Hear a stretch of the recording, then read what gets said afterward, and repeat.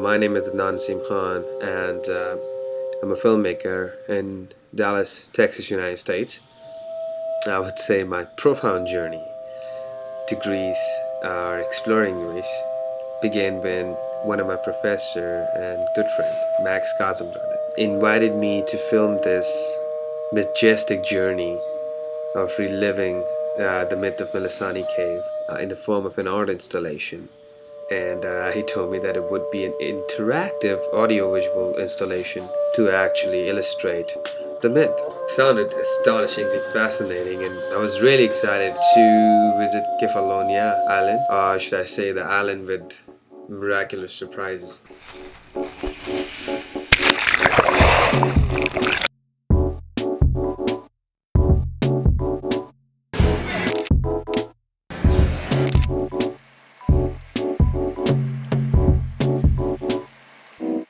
My name is Max Kazımzade. I'm a professor at Gallaudet University in Washington, D.C. I was invited by the Ionian Center and just in some discussions with Rita Blake, who is a PhD student candidate in material sciences at UCLA, we started to discuss some of the things via Skype that Kefalonia had to offer. And one major component was myth. There was one myth in particular that was quite interesting, and that was the myth of Melissani. And Melissani was a nymph. Nymphs are sort of superhuman and sort of sub-god-like, and they're there to sort of entertain the gods and bring dancing, joy, life, love, creativity, energy to sort of the god house. And the nymphs, the story of the nymphs was very interesting. The nymphs actually guarded the waterways and the plant life in sort of the spiritual world or the spiritual space. And so rarely seen by human eye. They would hide in caves and certain areas of the rivers that maybe weren't traveled as much. And anyway, there was this Melissani nymph in particular fell in love with a satyr named Pan. Turns out that Pan was a satyr, kind of half man, half goat, with the horns and the furry legs. And Melissani fell in love with this character that was, and he played a flute that would seduce the nymphs.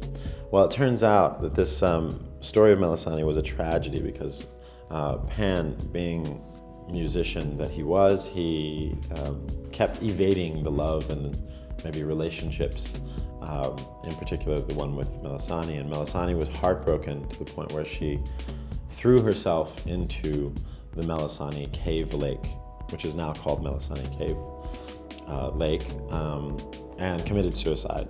During the discussions with Rita Blake, I thought this was really interesting that there was this myth, this mythical character, this whole mythical story that was directly connected with an actual physical location. I started to think about how technology can expand the scope of human action in such a way to where it makes us superhuman on some level.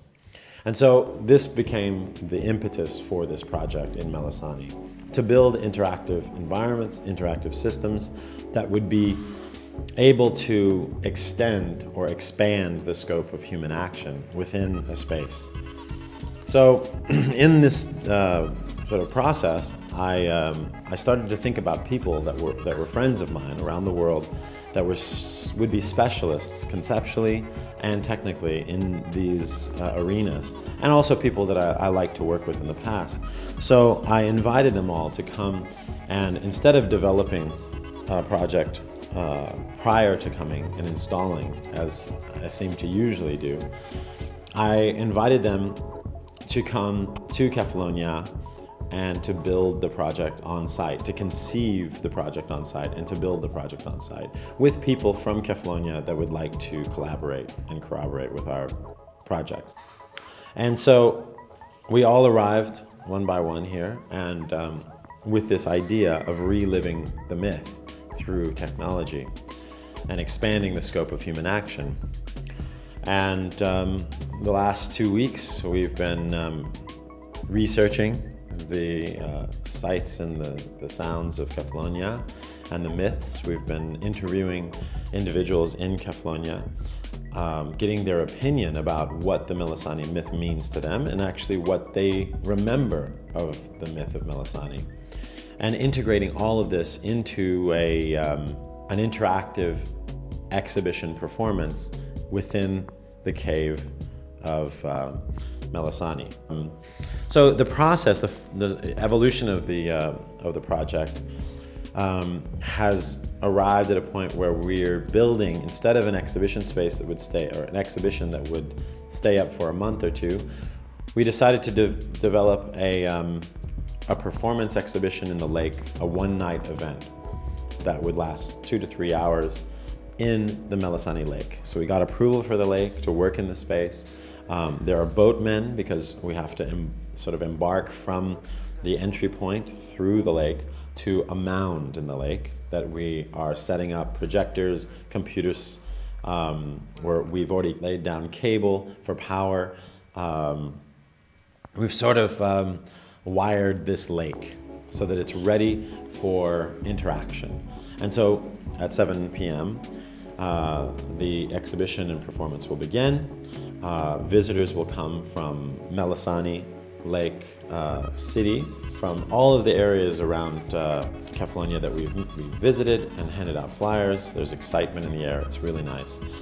And they'll line up and they'll each jump in a boat, and there are 3 boats that boatmen will paddle them through the lake as a kind of water tour.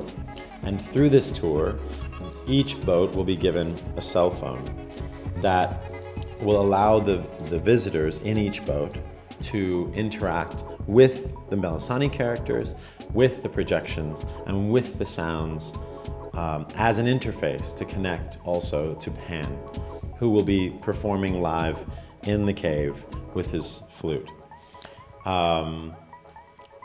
The boat ride will last probably 20 minutes, 25 minutes. We'll have people cycling through, and then at the end there will be some kind of sort of climax.